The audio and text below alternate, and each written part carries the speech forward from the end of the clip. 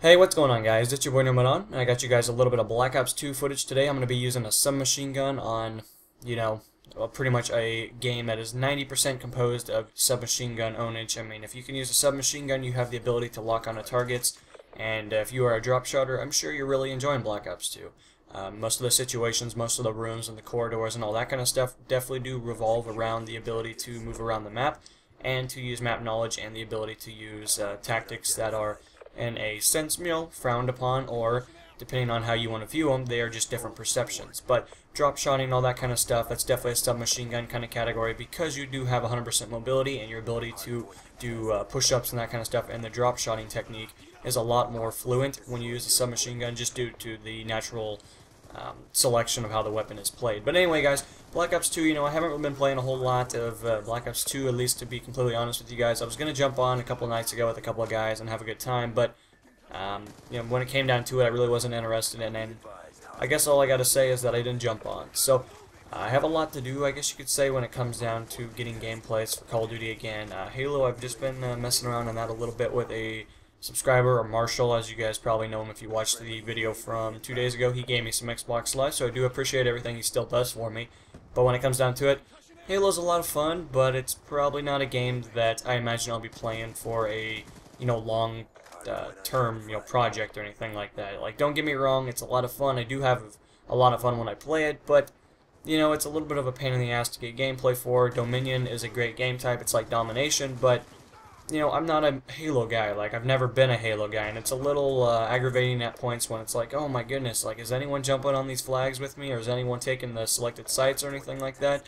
And don't get me wrong again, but I don't know, we'll see how much longer it stays around. I mean, I kind of want to focus on a lot of things coming up, and I told you guys about the mic update, and that should be coming this week, so I'm really looking forward to it, and finally we'll be able to do a lot of the stuff that I've been telling you guys about. I just haven't really been able to do it. As for loadout, I mean, I can start that whenever, but I really want to get playthroughs kind of going. I really want to get a lot of that stuff kind of on the horizon. I want to make sure my microphone at least works and all that good stuff before I just kind of am like, hey guys, this is the plan, this is what's going to be happening day after day. I plan to do a video, and I don't want to give you guys false hope, but at the same expense, I want to hype up a couple of little projects that I'm working on, and that's where the loadout thing comes into play. And I told you guys yesterday to, discuss and give me some feedback on information and stuff that you guys would like to see.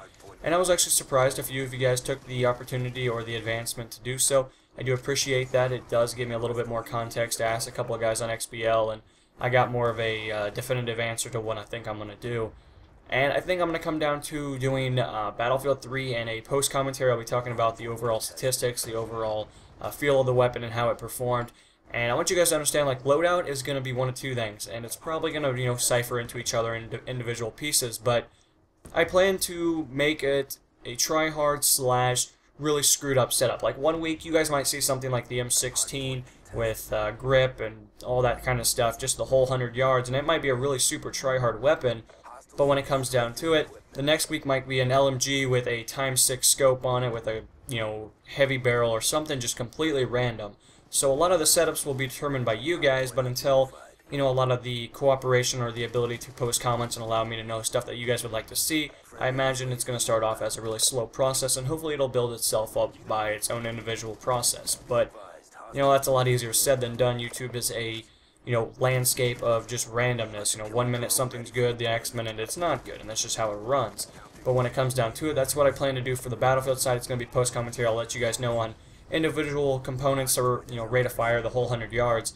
And then when I do Call of Duty, I'm thinking of doing that live commentary, because obviously if it's live, it'll be a little bit more interactive. You guys will get to more or less get to see how I perform with setups that I'm not comfortable with. I mean, a lot of that stuff in Call of Duty, I'm used to using weapons that are quote-unquote, the high statistic weapons. They are the easier weapons in the game to use, so it's going to be interesting to use setups that add recoil, add randomness to the weapon, are not exactly something that you would probably think of using. And myself, it'll be interesting to see how it works out, I guess you could say, in that perception, because of course I'm not going to be taking a gameplay, I'm not going to be doing any kind of editing when it comes to Call of Duty besides the standard, cut the beginning and that kind of stuff.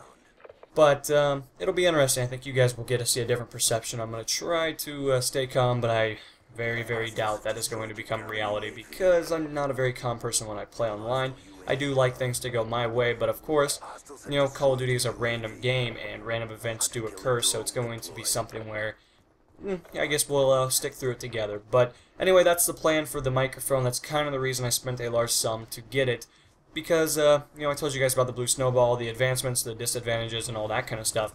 But this microphone I really look forward to, and I'm still going to be using the Blue Snowball, but you know, later I would like to be able to do kind of cool little projects and give you guys a little bit of information reviews on the kind of equipment. But until then, I really can't give you guys kind of any tips or pro tips on stuff you should buy, shouldn't buy, if it's worth it, if you should just go the 100 yards, you know, all that kind of stuff. And that's just kind of where I stand right now, but hopefully I'll be doing a video sometime next week talking about the microphones and giving you guys a little context into the inevitables. But as for other cool little things coming up, I told you guys about the Battlefield 3 Twixters that Kryvosh is working on. The next one should be updated here in the next couple of days. I'm looking forward to that. It's going to be the M16, if I'm correct. It could be wrong. I don't know which one Kryvosh decided on, but I would imagine the M16 will probably be one, because I know he talked about how he liked the animation, the overall reload speed, all that kind of stuff. So Kryvosh is on the works on that. I have a couple of dual comms set up, and me and Kryvosh might do one tonight, so that might be uploaded tonight, tomorrow, or hopefully it won't get extended into Wednesday, but it just as well could. And as for that, I'm going to be doing maybe a dual comm with USMC. I think that's your name. I do apologize if that's wrong. It might be USMJ, but anyway, long story short, he is a cool guy. He showed up on one of my videos, and ever since, I guess he's been watching them, so I guess we'll maybe be doing that. I'll keep you guys more up to date on that, but when it comes down to it, I guess that's really where I stand. I don't really have a whole lot of context, inevitables, or anything I really need to describe to you guys. I'm just really working hard to get Voiceless Fury back off the ground, because that's definitely been an inevitable that I was not expecting, but I do appreciate everything that you guys have been doing over there. I show, or have seen, a lot of you guys show up and support the video, so it does mean a lot.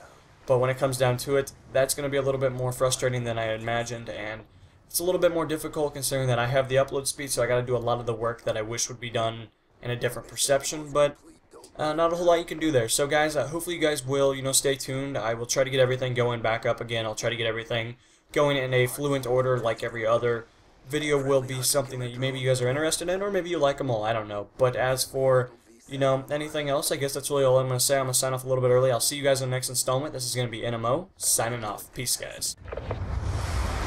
Lightning strike coordinates received, inbound. Hardpoint identified. Friendly hunter-killer drone deployed. Big win, job done.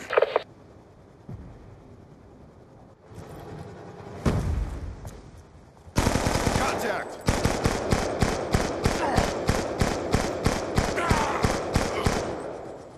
Got him!